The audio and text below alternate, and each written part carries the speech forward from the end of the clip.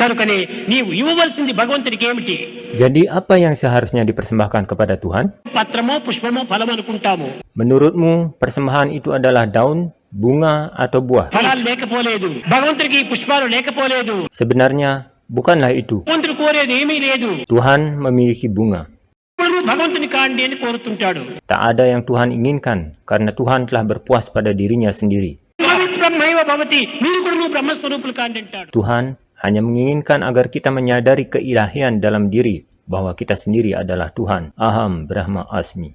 Dalam kitab suci Bhagavad Gita, bab 9 sloka 26 ada disebutkan Patram puspam palam toyam yumi bhakta prayasyati tad aham bhakti upahritam asnami prayatat manaha. Kira-kira ya baiknya seperti itu. Mungkin pelantunannya ada salah, mohon maaf. Beberapa orang menerjemahkannya ada yang seperti ini. Siapa saja yang sujud kepadaku dengan persembahan setangkai daun, sekuntum bunga, sebiji buah, atau seteguk air, aku terima sebagai bakti persembahan dari orang yang tulus hati. Sementara di bagian lainnya, saya juga pernah membaca di sloka yang sama, ada yang menerjemahkan seperti ini. Kalau seseorang mempersembahkan daun, bunga, buah, atau air dengan cinta bakti, aku akan menerimanya. Sedangkan saya sendiri lebih suka menerjemahkan ayat tersebut dengan kalimat seperti ini. Walaupun hanya setangkai daun, sekuntum bunga, sebiji buah, atau seteguk air yang dipersembahkan, tetapi jika itu dilandasi dengan ketulusan hati, maka semua itu pasti aku terima. Oke, kenapa saya berpendapat demikian dengan kata walaupun? Karena Tuhan tidak pernah minta apa-apa, karena Tuhan Maha Kaya. Tidak ada apapun di semesta ini yang bukan miliknya, toh. Maka sangat aneh jika ada orang beranggapan bahwa Tuhan pernah minta persembahan tertentu, lalu Tuhan akan kecewa dan murka saat hal itu tidak diberikan. Bagi saya Tuhan itu tidak menilai apa atau berapa banyak hal yang kita persembahkan, tetapi Tuhan akan menilai dengan niat apa kita mempersembahkannya. Maka ketika kita tidak memiliki buah, maka persembahkanlah bunga. Jika bunga tidak ada, ya persembahkan daun sebagai wujud syukur atau rasa terima kasih. Bukan berarti Tuhan memang sangat memerlukan hal-hal tersebut, tetapi itu hanyalah suatu proses agar kita menyadari bahwa ada prinsip kasih yang mendasari kehidupan ini. Sehingga dengan kasih yang diterima, manusia perlu untuk mensyukurinya dengan mempersembahkan kasih itu kembali kepada sang sumber. Kata bhaktiya itu telah digunakan dalam pernyataan tersebut. Ini adalah bhakti, pemuja kepada Tuhan, dan bukan nilai dari persembahan itu. Dengan pernyataan yang indah ini, Sri Krishna mengungkapkan sifat Tuhan yang penuh kasih, bukan nilai material dari persembahan yang dijadikan hal utama, tetapi adalah ketulusan kita dalam memberikan persembahan tersebut. Ambillah contoh satu kisah yang juga pernah diceritakan oleh Bhagawan Sri Satya Sai Baba dalam buku Cina katanya, tentang ketulusan bakti seorang pemuja pada Sri Krishna. Itu pernah diceritakan bahwa sebelum perang Bharatayuddha terjadi, ketika Sri Krishna pergi ke Hastinapura untuk mencari kemungkinan membuat kesepakatan antara Kaurawa dengan Pandawa, Duryodhana telah dengan bangga menyiapkan makanan yang terdiri dari 56 jenis makanan yang berbeda. Maksudnya nyogok Sri Krishna supaya berada di pihaknya.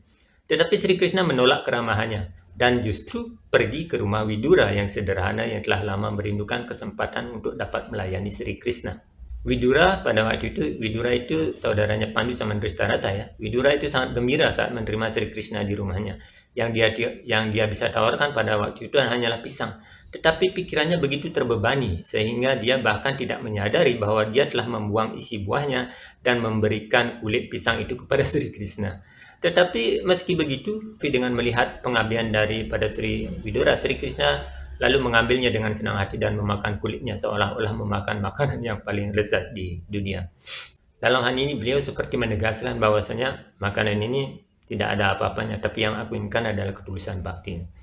Nah, dalam satu kesempatan lain, Bhagawan Sri Satya Sai Baba pernah mengucapkan bahwa arti mendalam dari sloka ini adalah Tuhan sebenarnya lebih menginginkan persembahan dari diri kita, bukan persembahan dari apa yang telah menjadi milik Tuhan. Semua ini kan milik Tuhan. Semua ini diciptakan oleh Tuhan, jadi miliknya beliau. Tapi apa yang bisa kita olah dari dalam diri sendiri adalah milik kita sendiri yang layak untuk dipersembahkan. Tuhan sebenarnya lebih menginginkan persembahan dari diri kita, bukan persembahan dari apa yang telah menjadi milik Tuhan. Daun, bunga, buah, air itu adalah semua milik Tuhan. Tetapi bunga yang dimaksud adalah dalam hal ini ya, beliau menggambarkan bahwa persembahan daun adalah persembahan tubuh yang bersih karena tubuh adalah kuil Tuhan sebagai jiwatman di dalamnya.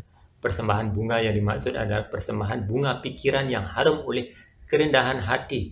Sedangkan persembahan buah adalah persembahan buah hati, buah karma kita yang matang dengan kesederhanaan spiritual dan manis oleh rasa syukur kita akan apa yang sudah diterima sebagai nikmat Tuhan. Serta persembahan berupa air adalah air mata pertobatan atau air mata kerinduan kita kepada Tuhan guna guna menginginkan nektar yang lebih banyak lagi dari Tuhan. Itulah sebabnya berulang kali Bhagawan Sri Satya Sai Baba menekankan agar para pengikutnya bisa menyadari diri mereka sebagai sang Atma yang bersifat ilahi. Sehingga dengan kesadaran ilahi mereka akan mampu mentransformasi diri dari manawa atau manusia menjadi madawa atau Tuhan. Madawa itu kan nama lain dari Sri Wisnu. Sehingga dengan memunculkan sifat-sifat ketuhanan dalam diri itu, kebenaran, kebajikan, kasih sayang tanpa kekerasan dan kedamaian atau shanti pasti akan bisa terwujud. Jadi dalam hal ini saya yakin para master spiritual yang lain juga akan bukannya tidak boleh bukan menafsirkan dan atau spekulasi, tetapi secara logis apa yang dimaksudkan sebagai patran puspam palam toyam dalam hal ini adalah persembahkan diri kita sendiri. Kalau dalam Nawawidya Bhakti itu yang terakhir saya kira Atmaniwedanam, penyerahan total kepada Tuhan, bukan hanya.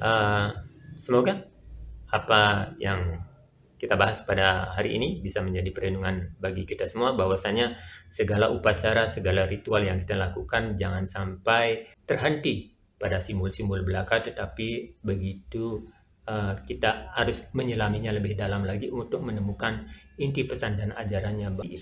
Demikian saya